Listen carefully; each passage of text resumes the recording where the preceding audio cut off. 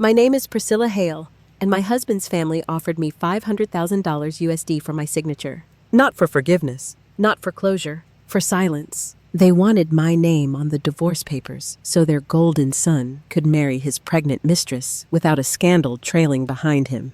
I signed without hesitation. I did not cry. I did not argue. I did not beg. And then I left the country. They thought that was the end of me.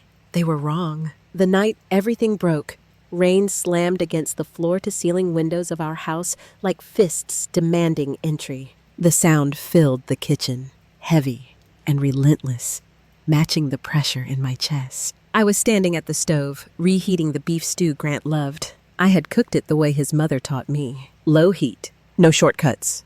Patience. Grant was in the shower. His phone lay on the counter. It vibrated. Once, twice. A name flashed across the screen. Jade. I had never seen it before. I was not the kind of woman who checked her husband's phone. In 5 years of marriage, I had learned that survival inside a powerful family depended on restraint, on knowing when not to look.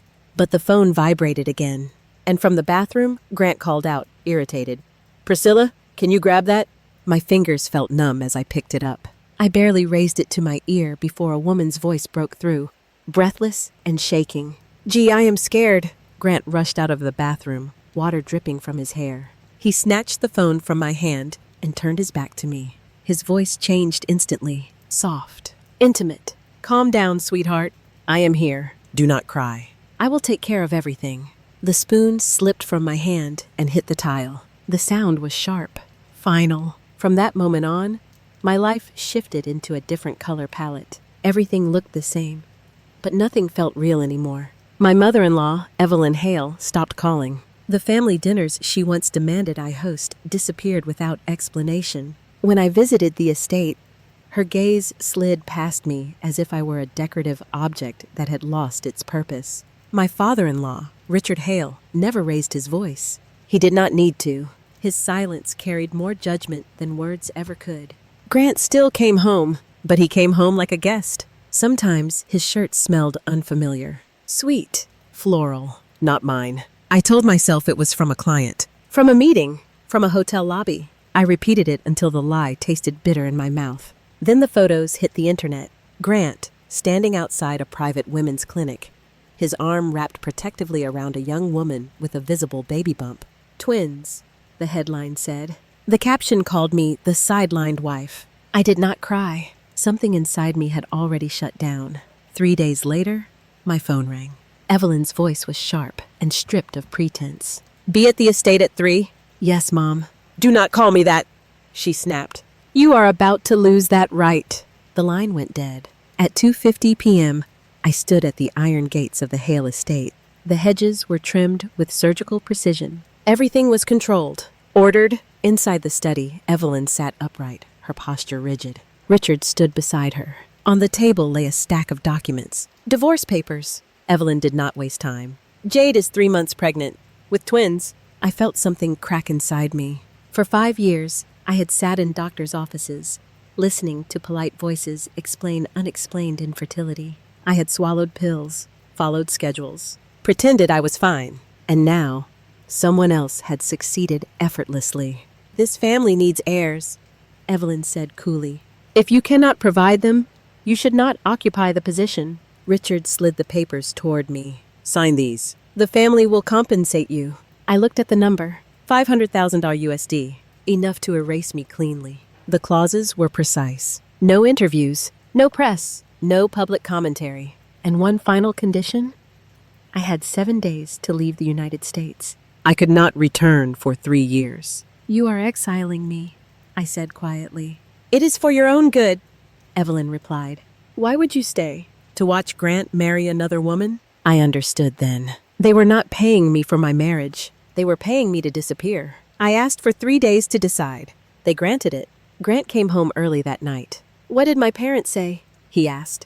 "They offered me $500,000 to leave," I replied. He did not deny it. The silence told me everything. "Do you love her?" I asked. After a long pause, he nodded. "Yes." That was the moment my marriage ended. The nausea started the next morning. I blamed stress, exhaustion.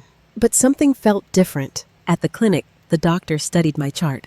then smiled gently. "You are pregnant, Priscilla." "About 6 weeks." The world tilted. 5 years of emptiness. And now life. I sat alone in the hallway, clutching the results. I did not tell Grant. I did not tell his family. This child would not become a bargaining chip.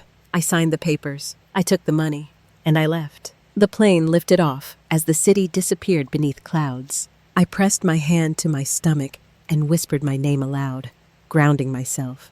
"Priscilla, you are still here." I landed in Madeira, a place where no one knew me, where my past held no weight. The first weeks were quiet, painfully so. But with each doctor visit, each heartbeat on the monitor, I felt stronger. I was no longer just a discarded wife. I was a mother. Months later, Evelyn found out. They came for my child.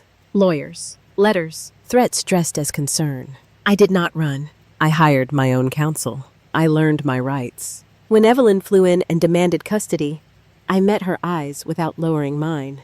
"This is my son," I said. "I am Priscilla Hale, and I will not hand him over." For the first time, she hesitated. The labor began on a quiet night. The pain was immense, but it grounded me. When my son cried for the first time, the sound shattered every doubt I had ever carried. I held him close. "I am here," I whispered. "Your mother is here." Grant came later. Evelyn followed. They did not argue. They did not demand. They saw what I had become. I named my son alone. I raised him alone. And for the first time in my life, I felt whole. Because I learned something they never taught me. A woman's worth is not measured by what she gives up. It is measured by what she chooses to protect. My name is Priscilla Hale, and no one will ever price my life again. If you stayed until the end, thank you for listening to my story. I shared it not for sympathy, but because I know there are women out there standing exactly where I once stood. If you were ever asked to stay silent, to step aside, or to disappear for someone else's comfort, I want you to remember this. Your life is not negotiable. Not. And if this story resonated with you, leave a comment. Someone else scrolling tonight might need to know they are not alone.